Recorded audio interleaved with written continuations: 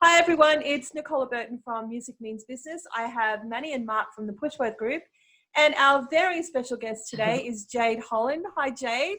Hey. Howdy. How are you? How are you going with this isolation? I'm pretty good. I'm isolated at home with my family, which was unexpected and not planned, but I'm glad that I got to come home and be with everyone. And we've just kind of tried to make the best of it, I think. So we're having a ball. I think a lot of people are just rediscovering new things about themselves and their families in a way that is quite unexpected. Yeah, absolutely. I mean, it's tough when you're, I haven't lived with my parents in a long time. So merging back home and then on my way home from my last show, which was over 6 weeks ago now, I think it was, I picked up my nan because she lived by herself in Sydney, and I thought, well, I don't want you to be alone during this time. So I picked up my nan and we did our crazy 15-hour road trip back to mum and dad's. And so that now there's 4 people in this little house, and you just have to make it work. Yeah. And it's kind of nice. You're going to look back on this time as something really special, that time you had with mum and dad and nan. I think that's lovely. Yeah. Yeah. Yeah, absolutely. Also the other times that we want to kill each other, but that's just normal. That's just normal. Yeah, that's it. Oh, look, we have our days. We certainly have our days where I will say to everyone, I'm not leaving my bedroom, or just let me be for the day, or, like Nan will go and sit out the backyard and sit by the pool, and she'll be there for the whole day, and it's just because we're all just going, okay, this is my zone now. Very smart. So how much, what are you actually doing for your music business while you're in lockdown? Because I know you just did an album in Nashville, but obviously you can't go back there to record again. So yeah, how are you doing this in isolation? I've been songwriting as much as I can. I think I've come out with about maybe 15 songs so far, which for me personally is, that's really good, and I'm excited about. Yes. All right. And so are you writing by yourself, or are you doing it via Zoom? Everything's via Zoom. It's really exciting because I think it's a different way. Like when you're in a room with somebody, it's a feeling that you've got with them when you can throw your ideas and bounce them back and forwards. But we don't have that ability now. So now we're having to sit back and we think and we listen a lot more to what everyone's saying, and it's a really interesting way of doing it. But I'm loving it. I think it's great. So you may never have to travel to record again. You could just Zoom or maybe not, but then again, traveling's always fun. It is. And I hope that we get back to travelling at some point in the future, because that would be, fingers crossed for that. Yeah. And I think Manny's got some questions for you. Yeah, interesting. So this whole Zoom concept and this online, recording scenario. So I guess from an inkling of what happened previously, obviously you've flown over to Nashville, you've collaborated with a few songwriters, you've come up with some concepts. It's all basically off the cuff. It's happening very fast. You've got nervous energy. There's a product. There's no pre-production. It's come what may, jump into the studio with a bunch of musicians. There's a scripted time frame, and there's pressure to come up with a hit. Absolutely. I guess now you've got rid of that. You've now got a whole time frame. You don't need to script it within an allocated time frame, so to speak. You you can do some pre-production. You can listen to it. You can alter. You can add verses, choruses, adjust the middle 8, come back to it a few times, go back to Zoom with the collaborators, so to speak, and then you submit a pre-produced version of a track to a producer here locally. Then you go into the studio, and now you've got more time to work on a product. I guess there will be I look at it from, that dynamism versus the brand new dynamism. It's going to be a really interesting product. Do you feel that too much time on your hands in the studio might contrive and might script and might alter the end result, Jade? I do think it will change the end result. I guess the exciting thing about Nashville and doing it that way is you're in the moment, and you're not thinking, you're not necessarily going away and then coming back and then going away and then coming back. You are in the moment, you're living it, and you're going, I have one shot to make this brilliant.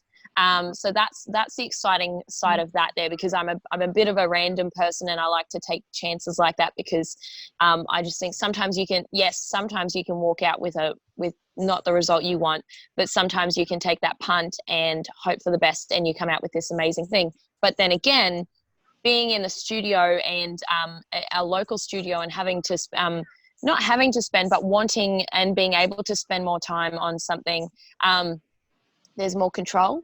You can control your outcome a little better.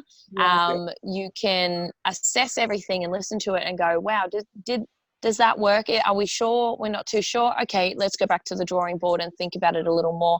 And as well, in Nashville, we recorded everything in basically a couple of sessions. The musicians were phenomenal, and they, a couple of them got it in one take, which is amazing, but I think it's really special to be able to sit in the studio and work on it with musicians as well. So I am excited for that new journey, and to be able to hear what they're doing. And it's a feeling. You want to sit there and you want to feel it. It's a motive. You need to be emotionally invested in it. And I think when you've got more time to actually do that, rather than taking that wild chance, I'm excited to hear what the new results are going to be. So it sounds like you're more organically connected to your music. Yeah, absolutely. Yeah. See, that's a great benefit of this isolation, of this lockdown. We are reimagining what music business is going to be like. I think that's great. Yep. And yeah, absolutely. From what you said before, Jade, you've been saying sane and healthy with your garden. Now, Mark is our gardening guru. Mark's probably got questions for you. Hey, there's always something to learn on the world of gardening. Too much to know. But no, it's how is all that going for you? Have you found that? I know I have personally, but just that time in the garden can be just such a relaxing sort of chill out sort of moment. Oh, absolutely. So we've had a couple of different emotions whilst gardening. One of them was Mum and I had just finished, and I know that this sounds crazy, but we had just finished watching Game of Thrones, right? The whole season.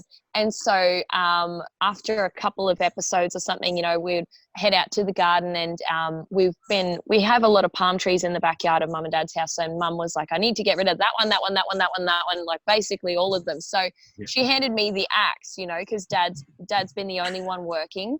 And so, here I am hacking down this tree, and Mum says, now who are you thinking about? And I was like, that's Joffrey. So it's been great for emotion. And letting, a bit of stress relief there. We even got Nan on the axe at one point. Obviously, we were watching her, making sure she was okay. But, we can all let out our stress and our frustration there from watching such a show. But in the garden, I think it's really nice to watch everything grow. We grew 3/4 of it from seed. And so, and to be honest, when I went shopping for the seeds, like I said, I'm a little bit of I like to take a wild chance on everything in life. And I just went, I didn't even look to see if it was the season for that plant. Best way to do it. Throw it in and have a go. That's exactly right. And most of it, I can honestly say at least more than 3/4 of it has started to grow. We've been eating some tomatoes from our garden. That's fun. Yeah, we've got some. Yeah, that's it. They were the little cherry tomatoes, but they were delicious. We also, I had one strawberry. Oh, that's right. One will be more soon. It was one magnificent strawberry. We've got heaps of herbs. We've got coriander coming. Like, I love coriander, and Mum and Dad and Nan, we're all a coriander supportive life household here. So we've got at least 6 coriander bushes, which I love. Yep. I've been drinking I want to make mojitos next, but I've been having like vodka, lime and soda with fresh mint. Yeah. So, and it's mint from our garden. We have heaps of rosemary. That's exactly right. So I really quite like it, and it's nice to get out there. I mean, we've had I've been growing some silver beet, and we could eat it right now. However, it's developed some kind of like a bug's eating it. Yeah. So now obviously I'm researching and going, well, what in the world is eating my damn plant and how do I get rid of it, you know? Yep. Well, But it's been garlic, chili, and tansy. You just grind it up, put it in a spray bottle, and just spray it. We have got this weird green bug eating our lime and my cabbage. I can't. Caterpillars rampant. Oh my God. And so we're picking them off, trying not to kill them, and then spraying with the garlic. And also, have you planted garlic and chili around in your veggie garden? We haven't. We've got chilies growing, so that's our next step is the garlic ones as well. Yeah. But speaking of cabbage, right? So when I went shopping at Bunnings to get all these little seeds and stuff, I did see a couple of I think they're called seedlings or little sprouts that are just grown at Bunnings in a little punnet, and I thought, okay, I'll buy them. So I thought a punnet of them that I bought, I went in with my face mask and my gloves and no word of a lie because my mum made me. And so when I bought all these little seedlings that were just growing in their little punnets, one of them said coriander on it. Now, this thing is not coriander. I can tell you that. I've tried the leaf. It's not coriander. It's growing so big. Like these leaves on this so-called coriander bush are now like this big, right? Wow. So but we still don't know what it is. I think I have confirmed that it is a cabbage. Wow. Probably is. I think it's a cabbage, but it was advertised as a coriander. I'm not mad because I think that's an exciting journey to live through. 100%. You started with coriander and ended up with the cabbage. That's pretty well done. It's exactly right. But how good is that gardening's keeping you're sane and you're healthy while you're in this uncertainty? How do you think that the music industry is going to be different when we're actually released back into the wild? What do you think is going to change? Do you know what I think I've got a few theories about this. One is I think it brings us all back to a kind of a reset. I think a lot of artists have reassessed their goals and their plans and their sound even. Yes. I think it also resets us in the sense that we're all in the same boat. We're all in this together. It's such a crazy, crazy time to think that, you know, megastars like Keith Urban is advertising his isolation hair the other day. And here I was going, oh, is it just me? You know? But we're all in this together. And I think that's a really special thing that no one's actually